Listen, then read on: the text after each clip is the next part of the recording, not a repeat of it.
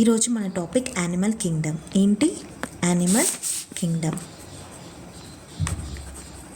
So RH విట్టాకర్ మనం already చదువుకున్నాం. 5 Kingdom classification ఇచ్చాడు. ఏంటవి? మొనేరా, Protista, fungi, ప్లాంటే and Animalia. So అందులో 5th ఏంటి? Animal Kingdom. ఈరోజు మనం అది నేర్చుకుంటున్నాం. యానిమల్ కింగ్డమ్ కింద ఏంటి? అన్ని యానిమల్స్ వస్తాయి. సో దీన్ని మనం ఫైలంగా డివైడ్ చేసాం. సో ఇక్కడ ఫైలమ్స్ మనకి కొన్ని ఉంటాయి నేమ్స్, అవి అందరికీ గుర్తుండవు సీక్వెన్స్లో. సో గుర్తుండడానికి నేను ఒక నిమోనిక్ చెప్తాను. Please cook pasta and add apple masala on every happy celebrations.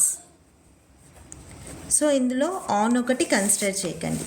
Please cook pasta and add apple masala every happy celebrations. P అంటే ఏంటి? పారిఫెరా.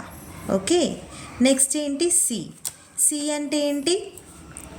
సీలెంట్రేటా, or we can also call it as Cnidaria. Next P అంటే ఏంటి? ప్లాటిహెల్మింథిస్. Next ఏ అంటే ఏంటి? ఆస్కెల్మెంథిస్. ఇక్కడ హెల్మెంథిస్ అలా గుర్తుపెట్టుకోండి. Next ఏ అంటే ఏంటి? అనెలిడా. నెక్స్ట్ ఏ అంటే ఏంటి? ఆర్థోపోడా. నెక్స్ట్ ఎం అంటే ఏంటి? మొలస్కా. నెక్స్ట్ ఈ అంటే ఏంటి? ఎకెనోడెర్మేటా. నెక్స్ట్ హెచ్ అంటే ఏంటి? హెమికార్డేటా. అండ్ సి అంటే ఏంటి? కార్డేటా. సో పైన ఉన్న కార్డేటా పైన ఉన్నాయన్నీ ఏంటి? Non chordates.